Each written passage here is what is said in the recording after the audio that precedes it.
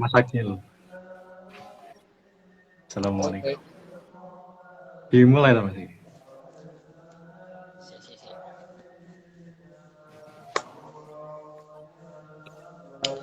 Oke, aman.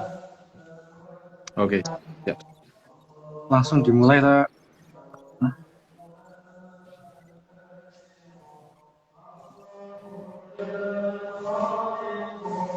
Jadi langsung dimulai lagi ya Mas. Yo, langsung aja. Siap, siap. Assalamualaikum warahmatullahi wabarakatuh. Alhamdulillah, bismillah, alhamdulillah, wassalatu wassalamu ala sayyidina rasulillah, sayyidina Muhammad bin Abdullah, wa ala alihi wa sahbihi wa wala. Muhammad, yang saya hormati dan yang saya muliakan Mas Akil SAG MA, alumni kita yang sedang menempuh pendidikan di Universitas di Yogyakarta. Belum emang, belum Yang emang. Oh iya, insya Allah MA. Ngajinya sampai bab sampai bait keempat. Ya. Demikian, langsung saya serahkan ke yang berceramah, yang ngaji. Ora berceramah. Waktu dan tempat Setelan dipersilahkan. setelan model diskusi tipis-tipis saya. Bismillahirrahmanirrahim. Alhamdulillahirabbil alamin. Wassalatu wassalamu ala asrofil anbiya wal mursalin sayyidina Muhammadin wa ala sahbihi ajmain. Rabbi shrah li sadri wa yassir li amri wa hlul 'uqdatam min lisani yafqahu qawli. Suara saya kedengeran enggak? Sip, jelas, clear. Suara musola ini kedengeran enggak? Suara musola. Iya. Biasa itu. Nada alami. Siap. Backsound. Sebelum dimulai ya monggo kita baca Fatihah ke mu'alif Mbak Soleh Sani dan pengasuh Pondok Pesantren Komarudin, juga guru-guru kita, orang tua kita. Fatihah.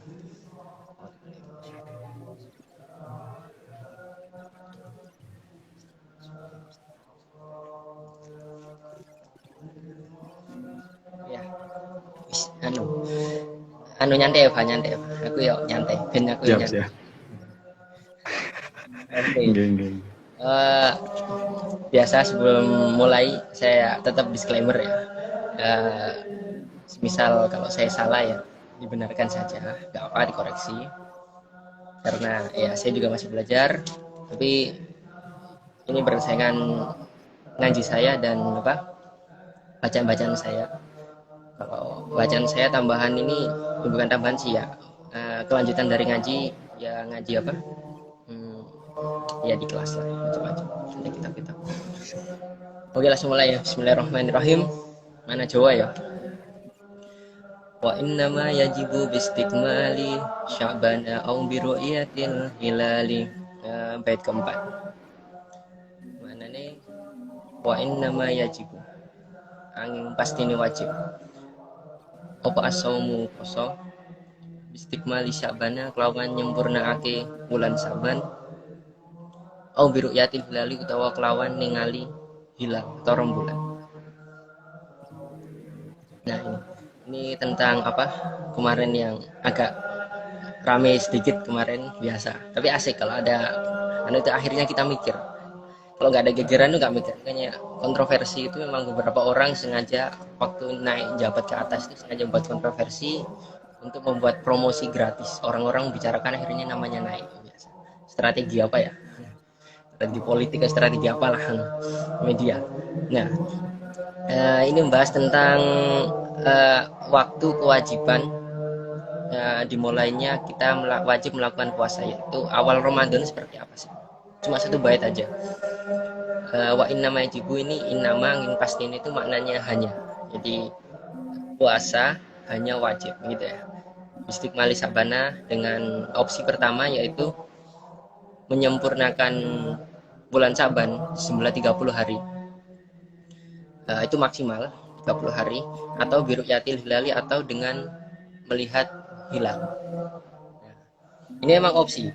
Kalau memang perbedaan antara NU Muhammadiyah pemerintah itu cuma sebatas ya, furuk. Bahkan kalau kata Kiai Hasyim Muzadi itu bahkan Ibnul Furuk, jadi anaknya Furuk, jadi nggak usah geger lah biasa. Malah enak bagi kita diskon 1 hari karena insya Allah besok apa hari rayanya sama. Di kita 29 hari, mereka 30, akhirnya bisa pamer minum es di depan temanku Muhammadiyah, pamer itu bisa 1 hari aja. Dan bukanya tetap sama, hari rayanya sama. Nah ini opsi pertama, Istiqmali Sakbana au Biru'yatil Hilal. Jadi kalau di waktu penetapan awal waktu itu ada istilah ya. Ada pertama itu wujudul hilal. Ada wujudul hilal, ada imkanur ru'yah, ada ru'yatul hilal, ada isbat, ada lagi sebelum isbat ini ikhbar. Jadi ada beberapa istilah.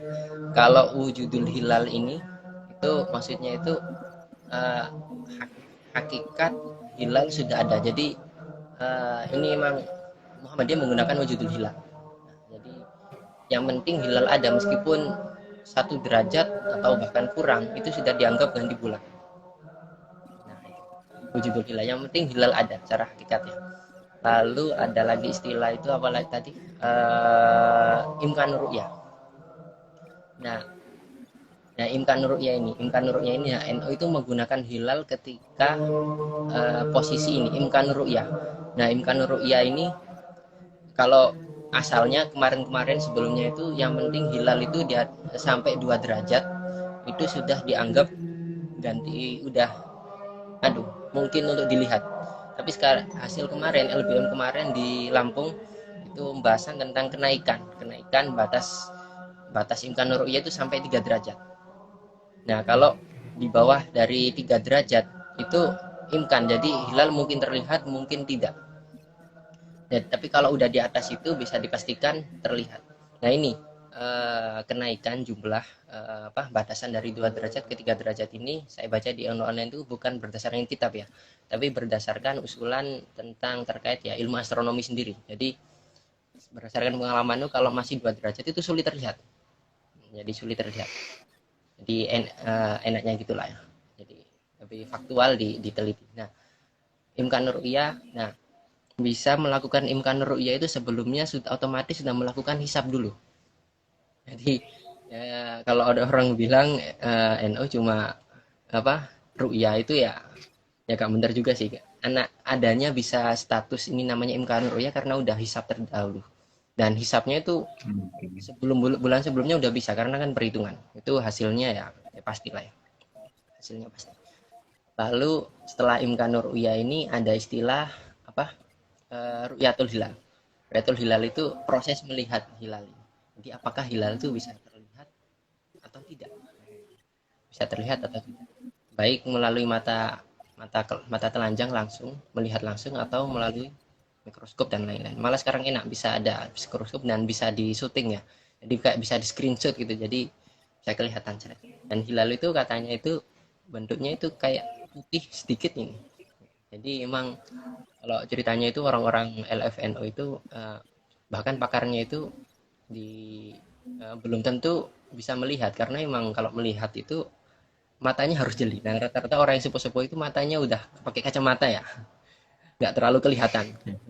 Memang perlu skill sendirilah.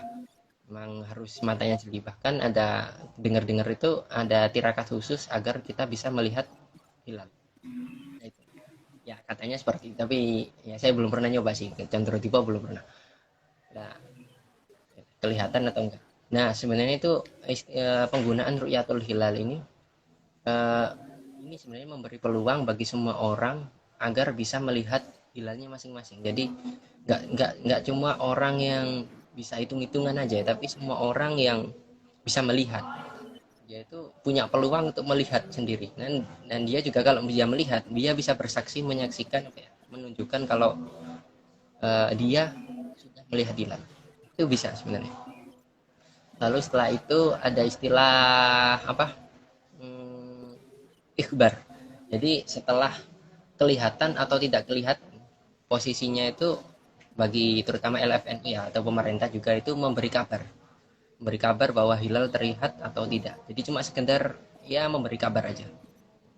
Baik. Ya, baik itu kelihatan atau tidak. Nah, baru urusan pemerintah itu isbat.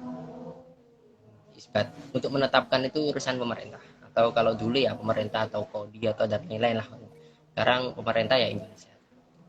Nah, sebenarnya tradisi eh, kalau orang bilang apa Rukyatul Hilal itu madhab NU ya yang nggak pas-pas juga sih karena sebenarnya itu NU itu bukan madhab ya, bukan ideologi dan lain tapi tradisi keilmuan. Jadi kalau kita buka kitab-kitab sebelumnya menemukan keterangan ini. Jadi NU itu ya mengikuti keterangan dari kitab-kitab sebelumnya. Jadi nggak membuat madhab sendiri, nggak keren-kerenan itu nggak. Dan apa ya memang itu kan ada dalilnya apa sumu liruyati wa aftiru liruyati fa'in huma'alaikum fakdiru alaihi salasina. Jadi kalau puasalah kalau melihat ya puasalah kalau melihat dan berbukalah kalau melihat juga. Nah, fa'in huma'alaikum kalau mendung seret maka sempurnakanlah. Jadi kalau kita lihat di redaksi hadis kalau ada istilah fa'in huma'alaikum atau apa sumul liruyati itu kalau kita nggak menggunakan ru'yah ya itu kayak kayak hadis itu nganggur liru yati dan fa'in humalikum kayak kayak nganggur kayak nggak ada gunanya ya tapi meskipun gitu nggak apa memang ada ulama yang madhabnya pakai hisab aja nggak masalah itu enteng-enteng aja nggak masalah. Eh, ya itulah gambar. Ada lagi nanti tentang apa ya. Nah, kalau penjelasan kitab-kitab fikih itu awalnya itu orang kalau melihat hilal itu yang dianggap saksi itu orang menyaksikan tuh harus orang adil ya harus orang adil itu kalau masuknya bulan Ramadan tuh minimal satu cukup satu orang adil yang lain mengikuti dan lain-lain cukup tapi kalau Syawal itu minimal dua ada perbedaan sedikit ya kalau antum satu dua.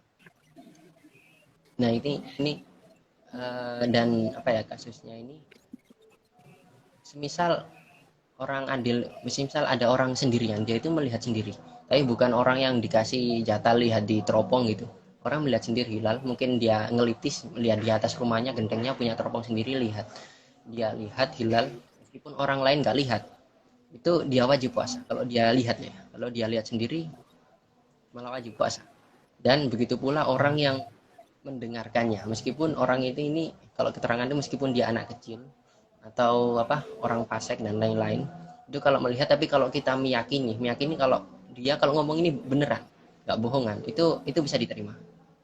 Nah, itu bisa diterima. Jadi seperti itulah. Nah perbedaan ini kan nah ini berlaku kalau sebenarnya itu ada istilah perbedaan matlak ya jadi ini bisa diterapkan persaksian satu orang melihat hilal ini untuk daerah terdekat dan daerah terdekat ini batasannya ini ya musafatu qasr apa jarak kosor tapi ada yang keterangan lain tuh minimal itu 124 atau enggak 23 apa ya istilah farsah itu kalau dihitung itu sekitar 130 atau 120-an kilometer jadi minimal jarak segitu itu baru bisa dianggap minimal matlak jadi kalau kurang dari itu nggak dianggap matlak. Nah kalau kasus Indonesia gini apa agak beda ya. Otomatis matlak apalagi udah WIB, WITA, WIT ini beda banget ya. Otomatis bisa jadi di sana beda, di sini beda. Ini sangat jauh. Tapi kita kan dianggap satu negara, kita boleh mengikuti pemerintah. Dan pemerintah pun bisa menganggap yang di sini apa, misal di Papua kelihatan atau di Aceh kelihatan itu bisa diambil. Nah, enak sekali. Jadi tapi emang kalau aturannya gini apa kalau orang yang di sebelah timur itu kelihatan itu bisa mewajibkan daerah barat tapi kalau yang daerah baratnya yang kelihatan itu tidak bisa mewajibkan daerah timur karena kalau kemarin saya lihat itu memang di daerah timur itu derajat hilalnya lebih sedikit nah kalau yang derajat lebih sedikit aja kelihatan harusnya yang di sebelah barat yang lebih tinggi derajatnya itu harusnya lebih kelihatan lagi di begitu. Tapi ini kalau ada orang tanya, semisal bagaimana kalau orang ternyata bepergian, jadi bepergian ke luar negeri. Itu mungkin kalau kita yang hidupnya di sini-sini aja mungkin nggak terlalu pengaruh ya. Kalau mungkin pejabat atau apalah ya, atau pemain bola ya, mau main UCL itu dan lain-lain, nah otomatis kan pindah negara. Itu kasusnya gimana itu? Nah, kalau ini kasusnya itu kalau di kitab fikih sih ya, kalau urusan puasa itu harus mengikuti daerah yang didatangi. Jadi kalau semisal daerah sini udah, misal di daerah asal sini itu belum kelihatan tapi di sana kelihatan, maka mengikuti ikut sana. Tapi kalau di sini nggak di sini kelihatan, di sana nggak, malah ikut ikut sana juga. Tapi ini beda kasus kalau eh, kalau puasa Syawal ya beda lagi. Itu pembahasannya beda. Ya nanti akhir-akhir ini agak ruwet kalau Syawal. Kalau Syawal ini berarti apa ya? Semisal di sini belum kelihatan, tapi di sana udah kelihatan hilal. Maksudnya udah masuk Syawal. Tapi di sini orang di sini masih 28 hari. Ketika pindah ke sana, itu pendapat yang aso itu harus ikut berbuka. Tapi nanti kodok 1 hari karena harinya kurang, masih 8 hari. Nah, minimal hari puasa ini kan 29 hari. Otomatis kodok sehari. Tapi kalau sebaliknya ya sama aja sih. Ya, mirip-mirip. Ya, seminimal puasa itu ya 29 hari lah. Langsung lanjut bait selanjutnya aja ya. Nah, itu gampang lah ya, Ru'yatul Hilal itu. Yang penting ada orang adil, paling aman itu ikut pemerintah. Jadi al-imam itu yarfa'ul khilaf. Jadi pemerintah itu apa ya, menghilangkan gegeran kalau istilahnya, menghilangkan gegeran. Jadi ambil enaknya aja. Lanjut bait ke-5. Wali wujubi saumi khumsun yakmulu islamuhu buluhu wal aqlu wa an wahidin wa nifasin qad tahar wa kaunuhu ala siyami qad qadar. Jadi dua bait ini tadi kan tentang hilal ya, terkait hilal. Kalau yang dua ini selanjutnya berarti bait ke-5 dan 6 ini terkait syarat wajib puasa. Nah, ada syarat wajib puasa dan ada syarat sah puasa. Ya, ada bedanya. Jadi kalau syarat wajib, gampangnya, syarat wajib itu sesuatu yang membuat orang wajib melakukan puasa. Jadi kalau orang ada syarat-syarat ini terpenuhi, berarti dia harus berpuasa, wajib berpuasa. Kalau tidak ada salah satu syarat, maka dia tidak wajib puasa. Kalau syarat sah, itu berarti sesuatu yang menjadikan puasa seseorang itu sah. Jadi kalau ada salah satu yang nggak terpenuhi, maka puasanya tidak sah. Jadi ada yang membuat dia itu wajib harus melakukan puasa, dan ada yang harus apa, membuat syaratnya itu ini apa, puasanya sah. Kayak syarat syarat wajib sholat dan syarat sah sholat kan ada. Kalau syarat wajib sholat kan ya termasuk balik dan lain-lain, syarat wajib orang wajib sholat. Tapi kalau syarat sah termasuk yang bersuci wudhu itu. Kalau nggak bersuci ya nggak sah. Urusannya kalau tidak sah berarti ya nanti mengulangi mengkodok. Nah, di sini itu wali wujubi saumi khomsun. Syarat wajib puasa itu ada 5. 5. Yang pertama yakmul islamuhu, sempurna imannya. Jadi maksudnya itu kalau orang sudah, orang-orang Islam itu, kalau orang nggak Islam berarti yang kafir asli loh ya.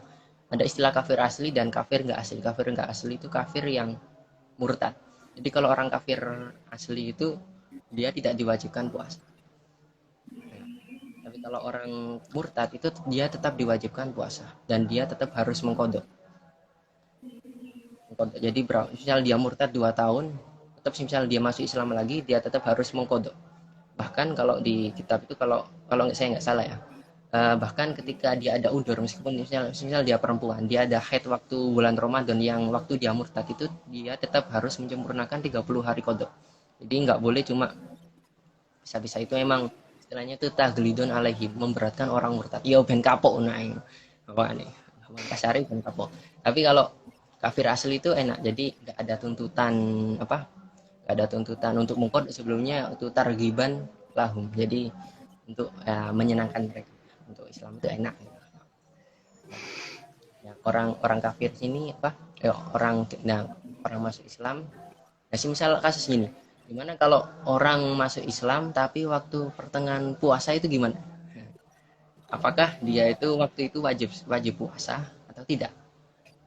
Nah, Di kitab-kitab sebenarnya dijelaskan juga ya. Jadi kalau orang pertengahan itu masuk Islam, itu dia itu disunahkan untuk imsak. Imsak itu maksudnya itu ya mirip berpuasa, jadi menahan diri dari perbuatan yang membatalkan. Jadi enak. Orang masuk Islam tengah-tengah seret ya. Ya Islam itu ya syaratnya kalau orang anu ya yakmulu islamuhu berarti ya selesai syahadat. Nah, kalau kita kan yang Islam dari lahir, ya yang penting pernah syahadat lah, ya, meyakini. Ini iman itu tasdik bil qalbi. Jadi terkait syahadat itu masuk Islam itu ada dua pendapat mengatakan bahwa apakah mengucapkan melafadzkan syahadat itu wajib, asyhadu alla ilaha illallah asyhadu muhammadar rasulullah itu wajib ataukah tidak. Ini ada perdebatan, ada yang mengatakan wajib, ada yang mengatakan tidak. Kalau Asy'ariyah mengatakan wajib, kalau Abu Hanifah mengatakan tidak. Tapi sebenarnya kalau sedikit diteliti lagi itu perbedaan ini cuma retorikanya, lafzi. Jadi nggak terlalu banyak. Maksudnya itu sama. Yakmulu Islam, orang masuk Islam. Sebelum-sebelumnya itu enak, tidak wajib. Nah kemudian sempurna baliknya. Jadi kalau orang nggak anak-anak kecil, jadi balik itu berarti kan bukan tamis ya, urutannya itu kecil, sobi, ya, lalu murohik itu antara kecil mendekati balik. Murohik itu mungkin usia 7 tahun lah ya. Sobi, mumayis, murohik, lalu balik. Jadi kalau sobi itu yang anak kecil ya. Kalau mumayis itu udah membedakan baik dan buruk. Kalau murohik itu antara-antara, kalau balik itu ya syarat-syarat balik itu sendiri ada. Udah paham sendiri lah. Mungkin ada yang balik paksa kan nggak tahu juga gitu kan ya, nggak tahu. Ya, ada balik itu tertentu ya, ada syaratnya sendiri. Nah itu ada, kalau ini kasusnya mirip. Jadi misal ada orang itu balik tengah-tengah puasa itu gimana ya? Waktu misal Ramadan jam 12 atau jam 11 itu dia tiba-tiba balik gitu. Nggak tahu baliknya gimana ya. Pertama kali apakah dia wajib untuk puasa di hari itu atau enggak? Ini andaikan dia itu sejak malam itu sudah enggak, sejak pagi enggak makan apa-apa, enggak makan apa, memang kan tradisi anak kecil kan kita kan diajari puasa juga. Jadi puasa asar atau puasa gedung dan lain. Jadi misal jam 10 kan dia balik, dia belum makan apa-apa. Nah, apakah dia itu wajib melanjutkan puasanya atau tidak? Tapi kalau keterangannya Aso itu dia itu sunnah untuk imsak. Jadi imsak tadi menahan diri dari yang hal membatalkan puasa. Dan juga dia tidak wajib untuk kodok. Jadi otomatis dia belum wajib puasa dan tidak wajib kodok. Jadi hari itu, dan juga orang yang mu'alaf tadi itu juga tidak wajib kodok hari selanjutnya terkait hari yang dia tengah-tengah hari balik tadi. Tapi kalau anak kecil memang kalau anjurannya itu disamakan, dikiaskan dengan sholat sih. Jadi umur 7 tahun itu diperintah ya. Kalau di kitab begitu, diperintah untuk puasa. Kalau 10 tahun kalau nggak mau dipukul. Ya dikiaskan aja. Tapi kayaknya nggak usung lah dipukul. Misalnya saya sendiri kecil juga nggak dipukul kok. Ya penjalin ada di rumah tapi untuk pajangan aja, takut-takutin. Sering malah buat mukulin kucing, malah sama mukulin kasur biar kering gitu. Terus dijemur.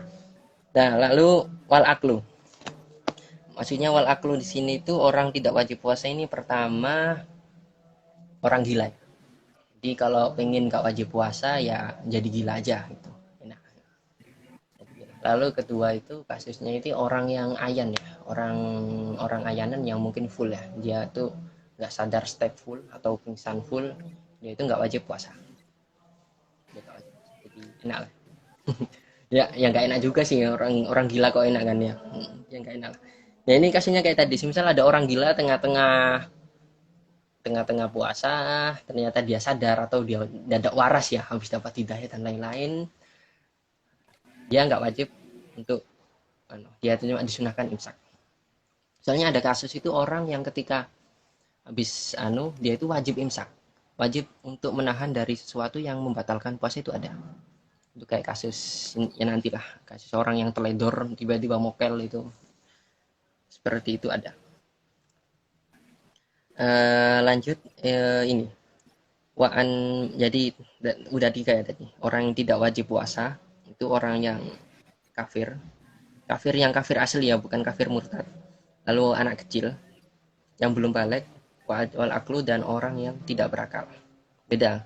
Kalau sebenarnya orang mabuk dan orang tidur itu juga nggak berakal sebenarnya, akalnya lagi mati, tapi nggak dimasukkan dalam kasus ini. Nanti kasusnya yang syarat sah puasa.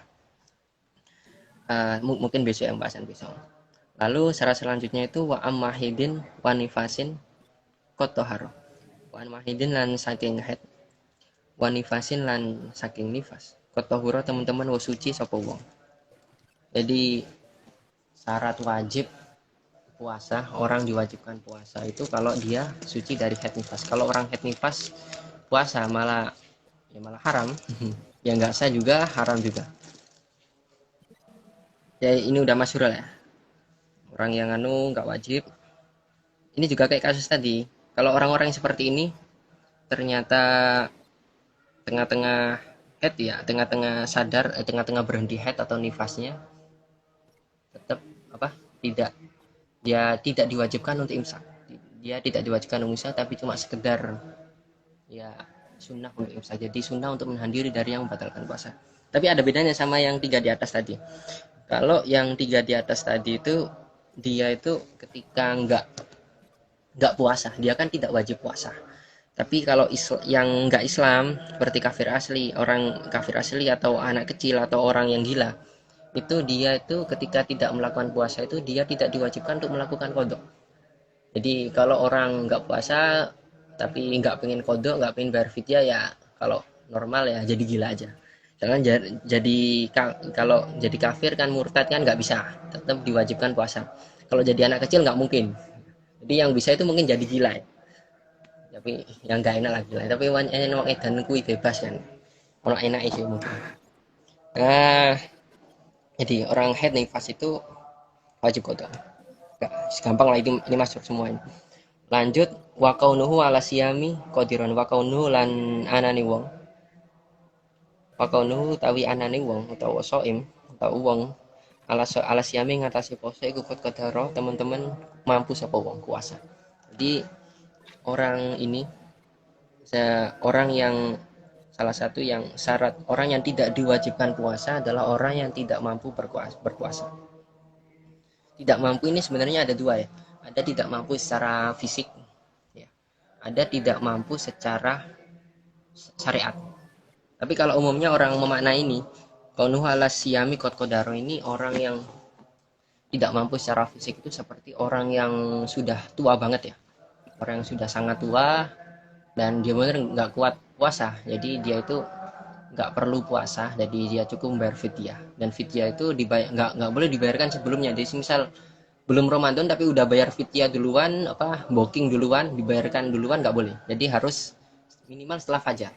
Jadi gantinya orang kalau normal puasa kan habis fajar ya, jadi itu tiap hari setelah fajar.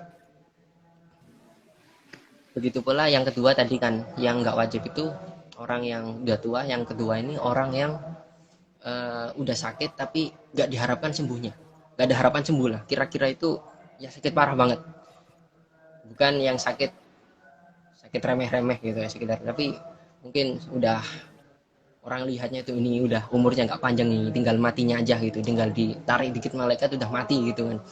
Jadi kira-kira seperti itu. Ini nggak wajib puasa, jadi cuma fidyah aja cukup. Ada lagi tambahannya sebenarnya itu, ada yang orang yang tidak mampu puasa dalam syariat, atau bisa dibilang ada dua ya, yang tidak mampu secara syariat, yang fisik itu tadi. Fisik ini seperti orang yang sangat tua nggak kuat puasa. Yang kedua itu orang sakit yang tidak diharapkan sembuhnya, itu tidak kuat puasa secara fisik. Ada lagi tambahan itu sebenarnya itu bisa dimasukkan seperti orang bepergian. Orang bepergian yang kesusahan, itu bisa dibilang fisiknya dia nggak kuat. Ya, dia nggak kuat. Meskipun kalau sekitar safar saja, kalau dia kuat lebih baik, afdolnya itu dia menyempurnakan puasanya. Tapi kalau dia nggak kuat, ya afdolnya lebih baik untuk membatalkan. Ada lagi bisa dimasukkan ke orang yang tidak mampu secara fisik, itu orang sakit biasa. Misal orang sakit apalah mungkin yang nggak kuat kan standar sakit itu nggak asal sakit ya. Paling enak kalau sekarang itu orang nggak mampu sakit itu atas surat keterangan dokter, itu paling enak. Jadi dokter memvonis ini kalau puasa ini nanti nggak kuat, ini mati gitu, jadi lebih baik nggak puasa, karena memang Islam itu mendorong untuk apa ya, mengajarkan untuk apa, hifdzun nafas, menjaga diri itu wajib. Nah, lalu ada lagi orang yang boleh tidak berpuasa, itu seperti orang yang bekerja keras ya, orang yang nggak kuat, orang nggak kuat kerja, orang yang kerja keras, misal mungkin orang yang apa ya, kerja proyek atau apalah yang nggak kuat, tapi nggak kuat banget ya, misal kalau dia diteruskan itu dia pingsan dan lain-lain, dia nggak kuat lah, sampai menyakiti, nggak kuat, dirinya nggak kuat. Lalu ada lain, tapi orang seperti ini yang bekerja semisal, tapi dia tetap malamnya harus niat, nggak boleh dia nggak niat, jadi dia tetap niat untuk melakukan puasa, semisal dia nggak mampu, ya nggak apa, nanti membatalkan. Sebagaimana orang sakit juga gitu, orang sakit biasa ya, bukan orang yang sakit yang tidak diharapkan sembuhnya, itu dia itu ketika malam itu tetap harus niat puasa. Ada juga yang nggak wajib puasa itu seperti orang hamil ya, ya fisik juga, orang hamil dan orang apa, menyusui. Orang hamil menyusui itu kalau dia tidak kuat batasannya ya, kalau saya tetap puasa itu saya sakit, maksudnya itu rusak dirinya. Kalau batasan-batasan dan fidyah dibahas sekarang atau besok ya? Ada nggak di sini bahas? Nggak ada sekalian itu. Jadi eh, kalau khawatir, kalau orang khawatir pada dirinya sendiri, itu dia cuma mengkodok puasa orang menyusui dan hamil. Ini di tabel online ada, di IG itu ada, kalau mau browsing ada. Lalu kedua, kalau orang yang khawatir akan dirinya dan bayinya, itu dia cuma kodok aja, nggak wajib fidyah. Tapi kalau dia khawatir pada bayinya saja, baik orang menyusui atau hamil, itu malah wajib dua, kodok dan fidyah. Itu tiap hari.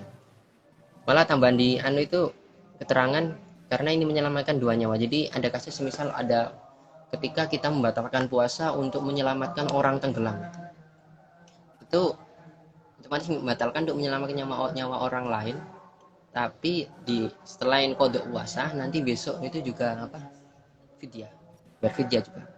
Tapi orang-orang yang uzur seperti ini, orang uzur seperti ini tuh yang tadi ya, berarti dari uzur fisik itu tadi, dari pertama orang tua, sangat tua, orang sakit yang tidak diharapkan sakit, tidak diharapkan sembuhnya, orang sakit biasa, orang berkian, orang menyusui, dan orang yang hamil. Itu kalau kalau nggak kuat banget itu boleh, ketika dia meninggalkan puasa itu dia tidak berdosa. Dia ada membatalkan apa, haram atau tidak. Tadi kan apa, tidak kuat secara syariat ya, tidak kuat secara fisik. Lalu ada yang dia tidak mampu secara syariat, yaitu tadi, yaitu orang yang haid dan nifas. Jadi orang haid dan nifas ini, dia itu sebenarnya fisiknya kuat-kuat aja untuk puasa ya, tapi menurut syariat itu orang ini tidak mampu untuk berpuasa, makanya dia tidak dianggap tidak mampu dan maka tidak diwajibkan berpuasa. Tapi seperti itu. Kalau yang di bait keempat ini, di bait kelima, orang-orang yang tiga golongan ini tuh dia itu tidak wajib kodok puasa, seperti orang yang belum Islam, kafir asli, orang yang anak masih kecil, dan orang yang gila itu tidak wajib kodok puasa. Tapi kalau yang di bawahnya, orang yang haid nifas dan orang yang tidak mampu berpuasa ini wajib kodok puasa. Jadi bahasa Soleh ini memang sistematikanya udah pas ya, memang padahal sulit ya untuk ngepasin nada ini sulit, tapi udah pas. Jadi baris ke 5 itu yang tidak wajib kodok, malah bukan tidak wajib, malah maka tidak perlu kodok. Yang ke-6 ini wajib kodok. Ya mungkin itu sekian sementara ini, monggo silakan. Ya, terima kasih. Cukup menarik sekali bagi saya karena ini termasuk kitab yang baru bagi saya.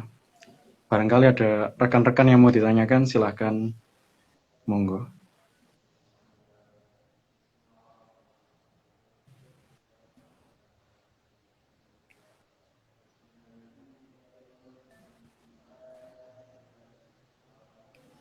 Oh iya Mas Agil, saya mau bertanya.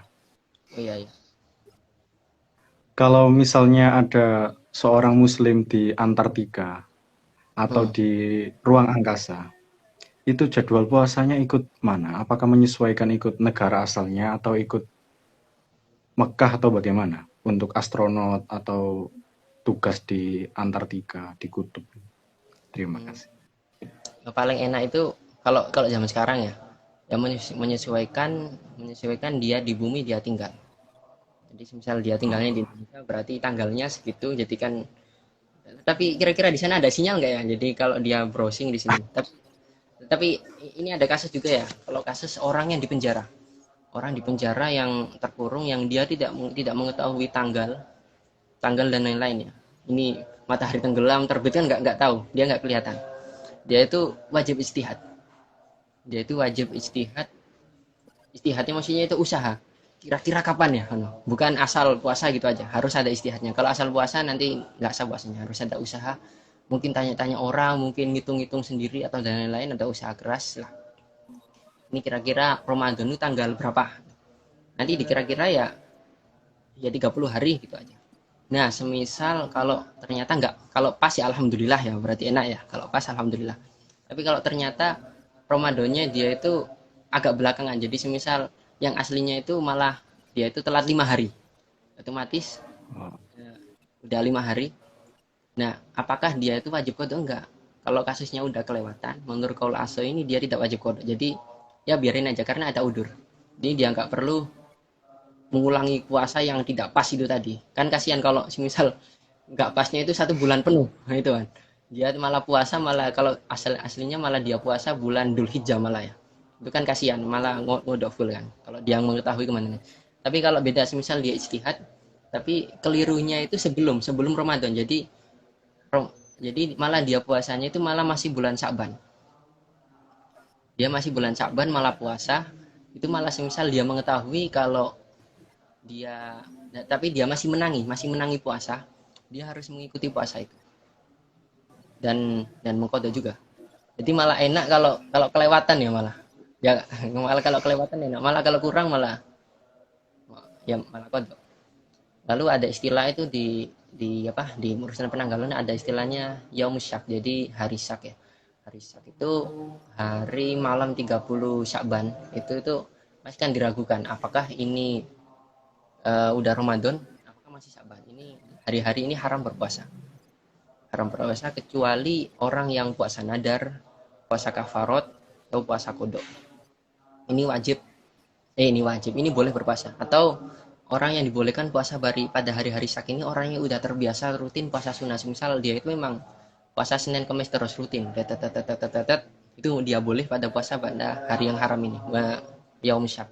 Atau orang yang puasa Dawud ya, gitu. Atau orang puasa naunan, puasa apa ya, setahun itulah, itu boleh, itu boleh. Karena memang udah jadi adatnya. Dan orang yang membatalkan puasa, mungkin bisa aja.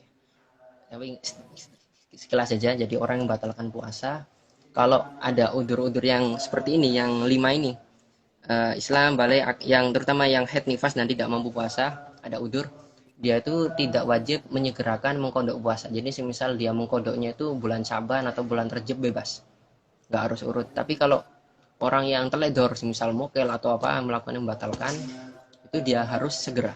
Misal kalau dia tunda itu ya dosa gitu aja. Tapi tetap sah.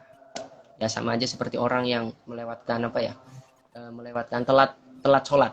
Jadi kalau ada udur itu dia tidak wajib menyegerakan bangun tidur, misal tidur ya, bangun tidur kalau dia nggak ada udur, bukan tidurnya sengaja melewatkan sholat itu, kalau dia ada udur berarti dia itu sholatnya bisa tetap bangun tidur, nyantai dulu, ngerokok dulu, ngopi dulu, lalu akhir dia kodok. Tapi kalau dia teledor itu harus bangun tidur langsung harus sholat. Ada bedanya. Ya mungkin itulah. Bebas. terima kasih. Barangkali dari teman-teman kalau ingin ditanyakan, monggo. Karena ini cukup menarik bagi kita dan tentunya penting. Ya kalau nggak ada nggak apa enak. Grogi aku. Piye, Mas. Aman Pak. nyantai wae. Ki ono wong kopong barang gojel Siap, ngono. siap, siap. Nela manten anyar. Nah, ya mungkin kalau Nang Jogja enggak, to, Mas? iya nang Jogja. Aman. Kono klite. Nah, aman. Oh itu, ada yang mau bertanya? Monggo.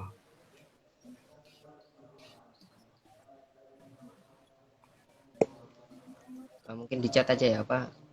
Enggak jadi. Misal kalau ini ya kita aja nggak apa. Oke aman ya kira-kira nggak ada yang anu ya.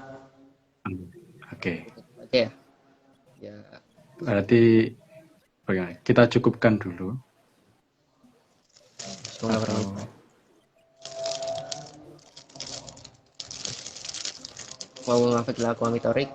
Wassalamualaikum warahmatullahi wabarakatuh. terima kasih Mas Akil dan teman. Estimasi setengah jam sampai 45 menit lah ya. Saya juga aku yang ngantuk ya. Betul. Jam turun. Biasa lah. Iya. Oke. Insyaallah selanjutnya. Oke, makasih. Sun.